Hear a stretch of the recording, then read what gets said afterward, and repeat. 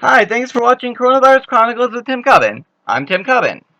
Today, I am going to be sharing with you the history of the coronavirus as depicted on Wikipedia. Now, just so you know, if you're in school and you're doing a project, do not use Wikipedia as your main source. There are reasons why, but I'm not going to tell you, you'll figure it out on your own. Anyway, since this is just a video for kind of fun and kind of informational, it's just not needed to be completely perfect, so Wikipedia was a good choice for this. Okay, so let's get started. Coronaviruses were first discovered in the 1930s when an acute respiratory infection of domesticated chickens was shown to be caused by infectious bronchitis virus. Arthur Schulk and M.C. Hahn described in 1931 a new respiratory infection of chickens in North Dakota. The infection of newborn chicks was characterized by gasping and listlessness. The mortality rate of the chicks was 40 to 90%. Fred Baudet and Charles Hudson, 6 years later, successfully isolated and cultivated the infectious bronchitis virus, which caused the disease. In the 1940s, two more animal coronaviruses, mouse hepatitis virus and transmissible gastroenteritis virus, were isolated. It was not realized at the time that these three different viruses were related. Human coronaviruses were discovered in the 1960s. They were isolated using two different methods in the United Kingdom and the United States. E.C. Kendall, Malcolm Bione, and David Tyrrell, working at the Common Cold Unit of the British Medical Research Council in 1960, isolated from a boy a novel common cold virus, B817. The virus was not able to be cultivated using standard techniques, which had successfully cultivated rhinoviruses, adenoviruses, and other known common cold viruses. In 1965, Tyrrell and Bione successfully cultivated the novel virus by serially passing it through organ culture of human embryonic trachea. The new cultivating method was introduced to the lab by Bertil Horn. The isolated virus was intranasally inoculated into volunteers, caused a cold, and was inactivated by ether, which indicated it had a lipid envelope.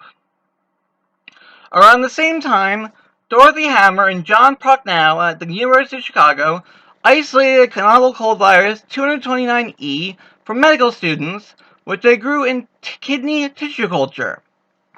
The novel virus 229E, like the virus strain B814, when inoculated into volunteers, caused a cold that was inactivated by ether.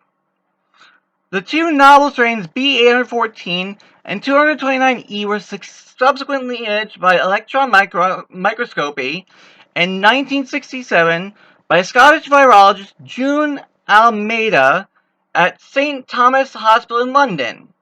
Almeida, through electron microscopy, was able to show that B814 and 229E were morphologically related by their distinctive club-like spikes. Not only were they related with each other, but they were morphologically related to infectious bronchitis virus. A research group at the National Institute of Health the same year was able to isolate another member of this new group of viruses using organ culture and named the virus strain OC43. Like B814, 229E, and IBV, the novel cold virus OC43 had distinctive club-like spikes when observed with the electron microscope. The IBV-like novel cold viruses were soon shown to be also morphologically related to the mouse hepatitis virus. This new group of IBV-like viruses came to be known as coronaviruses, after their distinctive morphological appearance. Human coronavirus 209E and human coronavirus OC43 continue to be cited in subsequent decades. The coronavirus strain B814 was lost. It is not known which present human coronavirus it was. Other human coronaviruses have since been identified, including SARS-CoV-2 in 2003, HCoV-NL 63 in 2004, HCoV-HKU1 in 2005, MERS-CoV in 2012, and SARS-CoV-2 in 2019. There have also been a large number of animal coronaviruses identified since the 1960s. And that is the history of coronavirus with the current problem, COVID-19. I just thought maybe it would be interesting for people to know the history because people don't know all this stuff. So now you do. Thank you for watching. Be back next week for symptoms and what to do if you get coronavirus.